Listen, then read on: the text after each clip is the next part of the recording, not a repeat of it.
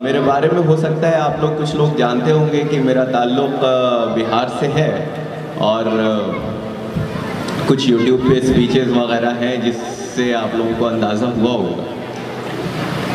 तो मेरी तालीम, इब्तदाई तालीम बिहार से ही है। उसके बाद से मैंने 10वीं किया, उसके बाद फिर मैंने दिल्ली से आगे पढ़ा, जामिया मिलिया इस्लामिया से मैंने इंजीनियरिंग करी। उसके बाद फिर प्रिपरेशन करा और फिर उसके बाद से फिर मैंने सिविल सर्विसेज क्वालिफाई किया। तो यहाँ पे मुख्तलिफ जमात के या मुख्तलिफ उम्र के लोग मुझे नज़र आ रहे हैं। एक तो मेरे सामने जो बच्चे बैठे हुए हैं वो हैं, उसके बाद से फिर कुछ बड़े लोग भी हैं और कुछ मुझे लगता है जिन्होंने 12th पास किया। तो जो बच्चे लोग हैं उनसे तो मैं सबसे पहले कहना चाहूँगा कि ये दौर आपके सोचने का नहीं है ज़्यादा कुछ, आपको कुछ ज़्यादा सोचने की ज़रूरत नहीं है कि हमको क्या करना है, कैसे नहीं करना है। ये वक्त आपको खाइए पीजिए, बड़ों की बात मानिए, सबसे इम्पोर्टेंट ये है, बड़ों की बात ज़रूर मानिए। मोबाइल से थोड़ा दूर रहिए। ये मोबाइल आजकल बहुत बड़ा नासूर बन के हम लोग सबके सामने आया है और हमारा इतना वक्त वो इस तरह से ले लेता है कि इसका अंदाज़ा हमें नहीं रहता है। तो छोटे बच्चों से मैं ख़ास तौर से ये कहना चाहूँगा कि आप बड़ों की बात पे ध्यान दीजिए। जो वो कह रहे हैं, जो आपके पेरेंट्स हैं, आपका सबसे बड़ा हमदर्द आपके पेरेंट्स होते हैं, आपके वालिदैन होते हैं, आपके माँ बाप होते हैं। अक्सर इस उम्र में हमें लगता है कि सबसे बड़े हमारे दुश्मन हमारे पेरेंट्स हैं। वो हमें पढ़ने के लिए कहते हैं, मुझे नहीं पता कितने, मेरे साथ तो ऐसा होता था, हमें पढ़ने के लिए कहते हैं, खेलने से मना करते हैं, मोबाइल ले लेते हैं। सही कह रहे हैं ना? ऐसे ही होता है, नहीं होता है? अच्छा, तब आप लोग अच्छे बच्चे हैं। मेरे साथ तो ऐसे ही होता था। मेरी हैंडराइटिंग इतनी अच्छी हुआ करती थी बचपन में कि पढ़ लिख करके मैं खुद नहीं पढ़ पाता था क्या लिखा है मैंने। तो जब मेरे फादर मुझसे कहते थे कि क्या तुम लिख करके लाए हो, तुम खुद पढ़ के दिखा दो, तो मैंने बड़ी कुछ इंटरेस्टिंग चीज़ें याद कर रखी थी। मैं उनसे कहता था कि बचपन में गांधी जी की हैंडराइटिंग भी ख़राब थी, बड़े हो गए थे तो अच्छी हो गई थी, हम भी बड़े होंगे तो अच्छी हो जाएगी। ऐसा लगता है होगा यहाँ पे इस उम्र में कि अरे ठीक है, बड़े हो जाएंगे तो सब ठीक हो जाएगा। हालांकि अब मेरी हैंडराइटिंग पढ़ने लायक हो गई है, लेकिन वो पढ़ने लायक ही हो पाई। वो जो बचपन वाली बात होती है इस उम्र वाली, वो नहीं रह पाई।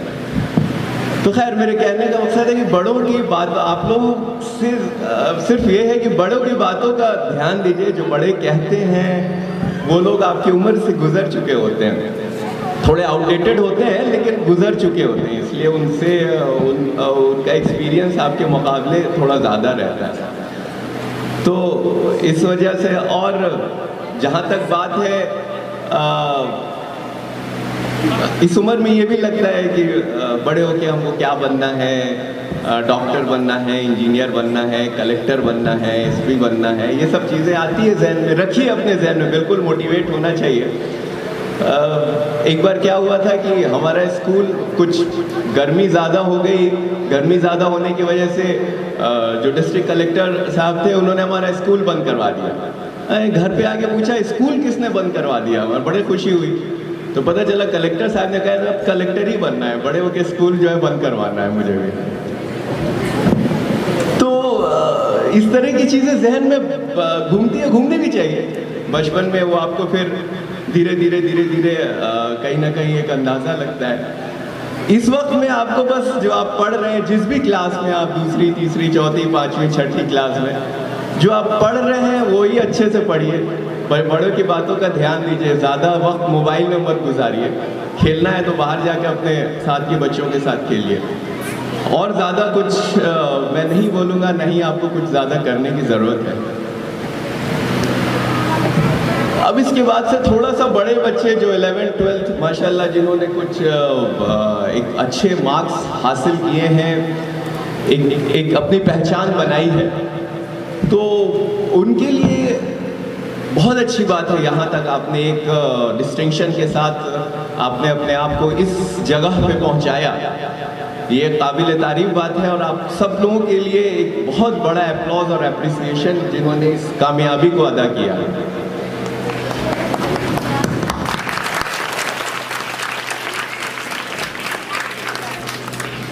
और किन्हीं वजह से जिनका नहीं हो पाया, किन्हीं वजह से जिनके इतने नंबर नहीं आ पाए, ठीक है, जिन लोगों ने स्कोर किया वो बड़ी अच्छी बात है, उन्होंने एक मिसाल कायम करी। जो लोग नहीं भी कर पाए, ऐसा नहीं है कि रास्ता आपके लिए बंद हो जाता है। ये बस ठीक है, अच्छे मुकाम लाना, अच्छे मार्क्स लाना, ये एक पहलू है। हो सकता है आपके ना ईच चाइल्ड इज, मैं हमेशा कहता हूँ कि हर बच्चा, हर इंडिविजुअल जो है वो यूनिक होता है, उसकी अपनी क्वालिटी होती है, अपनी खुसूसियत होती है। अब इसका ये मतलब नहीं कि मेरे अंदर खुसूसियत है तो मेहनत करना छोड़ दें। खुसूसियत है तो उसी को आपको उजागर करना है। तो आप लोग ये जो स्कूल के फॉर्मेटिव ईयर्स होते हैं ना, 9, 10, 11, 12 के, ये इतना इंपॉर्टेंट रोल प्ले करते हैं आपके आगे की जिंदगी में। ये बुनियाद है, ये फाउंडेशन है। मैं आपको एक छोटी सी स्टोरी सुनाता हूँ। बहुत लोग, आप लोग जानते होंगे कि एक बैनुल अक़वामी लेवल पे, एक वर्ल्ड के लेवल पे एक साइकिल रेस होती है, इसको टूर डी फ्रांस कहते हैं, शायद जिन लोगों को इंटरेस्ट होगा वो। इसकी शुरुआत जो है वो बरतानिया यानी इंग्लैंड से हुई थी। और इंटरेस्टिंग बात ये है कि इतने अच्छे प्लेयर होने के बावजूद, इतनी चीज़ों होने के बावजूद वो कभी वो रेस जीत नहीं पाते थे, कभी नहीं जीत पाते थे। 2008 में उन्होंने एक नए कोच को हायर किया। कोच ने क्या किया कि उनकी हर बुनियादी चीज़ों थी उस पर फोकस किया। उनके टी शर्ट में कौन सी टी शर्ट में उनको सबसे कम गर्मी लगेगी, किस तरह का पेडल होना चाहिए, किस तरह का शू होना चाहिए, कौन सा इन्वायरमेंट, किस इन्वायरमेंट पे रेस होता है। मेरे कहने का मकसद बुनियादी चीज़ों पे ही फोकस किया। और अगर आप हमारे इसमें भी देखेंगे तो बड़े हो के आप कोई भी कॉम्पिटिटिव एग्जाम दें, कोई भी IIT क्या हो गया, कैट का हो गया, या कोई भी बैट का आप एग्जाम देते हैं, मेडिकल का आप एग्जाम देते हैं, चार्टर्ड अकाउंटेंसी का, ये सब कुछ बड़े नाम हैं। इन सब एग्जाम में आपकी बुनियाद को टेस्ट किया जाता है, आपके फाउंडेशन को टेस्ट किया जाता है। मैंने भी जब तैयारी करनी शुरू करी तो आप यकीन जानिए मैंने 5वीं क्लास की किताब से पढ़ना शुरू किया था। 5वां, 6वां, 7वां, 8वां, 9वां, 10वां, 11वां, 12वां, उसके बाद ही मैंने कोई और बुक उठाई। क्यों? क्योंकि मेरा फाउंडेशन वीक था। मुझे जो चीज़ स्कूल में करनी चाहिए थी वो मैंने बाद में करी। आप लोगों को ये ना करना पड़े इसलिए वो स्कूल में ही कीजिए। ये आपका जो फाउंडेशन है ये आपको हर शोबे में, आप कहीं पे भी जाओगे वहाँ आपको ये काम आएगा। दूसरी चीज़ है फेलियर के बारे में अक्सर, अब जैसे सबसे ज़्यादा नंबर तो किसी एक ही आदमी का आ सकता है ना, दूसरे आदमी का सेकंड हाईएस्ट ही आएगा, थर्ड हाईएस्ट ही आएगा। कई लोग जो फर्स्ट नहीं कर पाए, कई पेरेंट्स भी ऐसे होते हैं जो फर्स्ट, अरे तुम फर्स्ट क्यों नहीं कर पाए, तुमको हमने इतनी फैसिलिटीज दी, इतना सब कुछ किया। फर्स्ट करना ठीक है, is a very good thing, but then जो सेकंड होता है ऐसा नहीं है कि वो बहुत खराब है या उसके अंदर, या वो फेल कर गया या किसी वजह से उसका किसी कंपटीशन में नहीं हो सका, तो वो आगे कुछ नहीं कर सकेगा। या कुछ बहुत सारे कंपटीशन में यूपीएससी जिस एग्ज़ाम्स को मैं पास करके आया हूँ उस एग्ज़ाम में भी आपको 6 अटेम्प्ट्स मिलते हैं। वो इसीलिए मिलते हैं कि अगर आप किसी वजह से फेल हो जाते हैं 1 बार, 2 बार, 3 बार, 4 बार, तो आपके पास एक दूसरा मौका है। और आपको मैं एक चीज़ और बताता हूँ, जो ज़िंदगी में कभी फेल नहीं करता है एक मुद्दत तक, अगर वो सडनली फेल करता है तो उसको ये नहीं समझ में आता है कि अब मैं क्या करूँ। इसलिए एट टाइम्स फेल करना, एट टाइम्स किसी चीज़ में नाकाम होना भी ज़रूरी है। तो जो बच्चे जो कामयाब नहीं हो सके, या जो बच्चे जिनके कुछ कम मार्क्स हो गए, उनसे मैं ये ज़रूर कहना चाहूँगा कि आप, फेलियर्स जैसा कुछ है नहीं।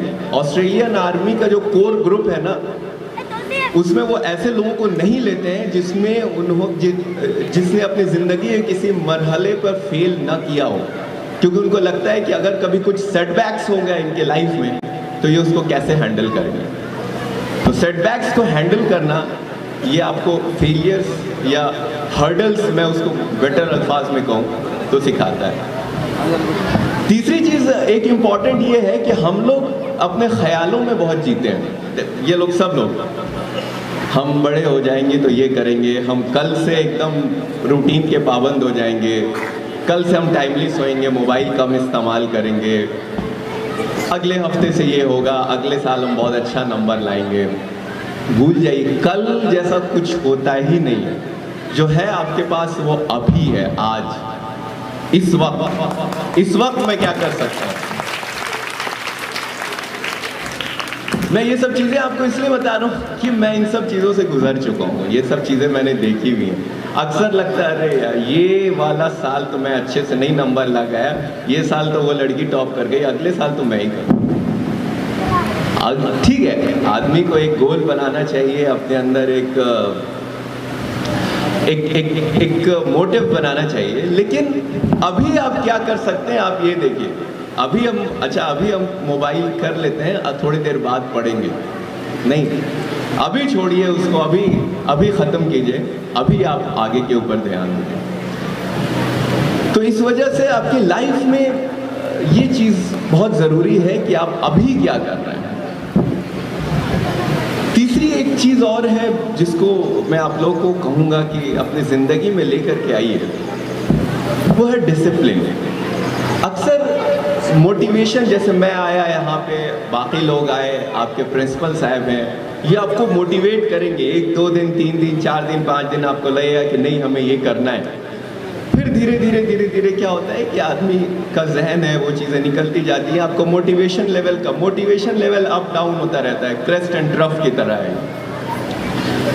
मोटिवेशन से ज़्यादा इम्पोर्टेंट आपकी ज़िंदगी में डिसिप्लिन है। हमको सुबह फजर के वक्त उठना है तो उठना है, उसमें किसी तरह का कोई, हम बीमार पड़ गए ठीक है, हम उठ करके सो जाएंगे, लेकिन हमको ये काम करना है तो करना है। उसमें उसके आउटपुट से हमें मतलब नहीं है, हमें उस प्रोसेस से मोहब्बत होनी चाहिए कि हमें सुबह उठना है, ये मेरे पर्सनालिटी का पार्ट है कि हमको सुबह उठना है, या फिर कुछ भी, हमें इस वक्त पढ़ना है, हमें इस वक्त टहलना है, चाहे कुछ भी हो जाए। तो ये अपनी ज़िंदगी में आप डिसिप्लिन लेकर के आइए। कुछ भी, किसी भी चीज़, कोई भी काम आपको करना है तो आपको डिसिप्लिन के साथ करना है। अगर मैंने सोच लिया कि भाई अब मुझे क्रिकेट खेलना है, तो क्रिकेट खेलना है तो मुझे शाम में 1 घंटा खेलना है, कुछ भी हो जाए।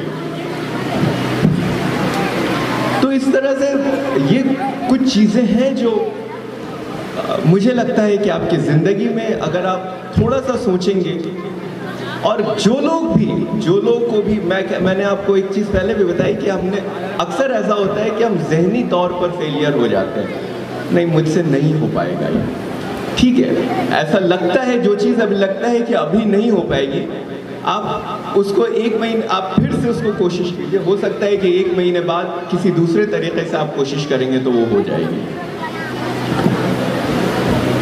तो इसलिए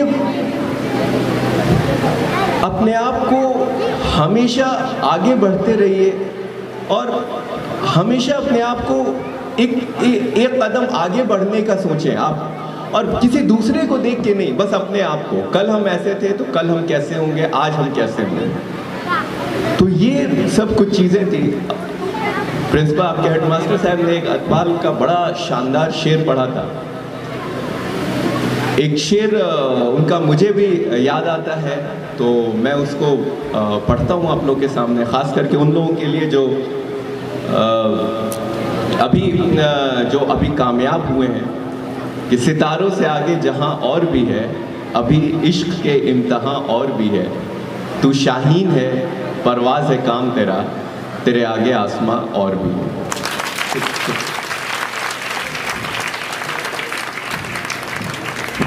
thank you very much. Nanded शहर में पहली बार आईटी प्लांट में नए और सेकेंड हैंड लैपटॉप और सीसीटीवी कैमरे और आईटी से रिलेटेड सभी सामान निहायत ही कम कीमत पर मिलते हैं, जिसमें लैपटॉप की कीमत 3500 रुपये से शुरू होती है। हमारे यहाँ सभी कॉन्फ़िगरेशन के लैपटॉप मिलते हैं और इनकी रिपेयरिंग भी की जाती है। हमारे यहाँ पर न्यू और सेकेंड हैंड लैपटॉप दस्तयाब है, वो भी निहायत ही कम कीमत पर। एक बार ज़रूर तशरीफ़ लाए। प्रोप्राइटर शेख अल्ताफ़। हमारा पता है near water tank, workshop corner, Nanded.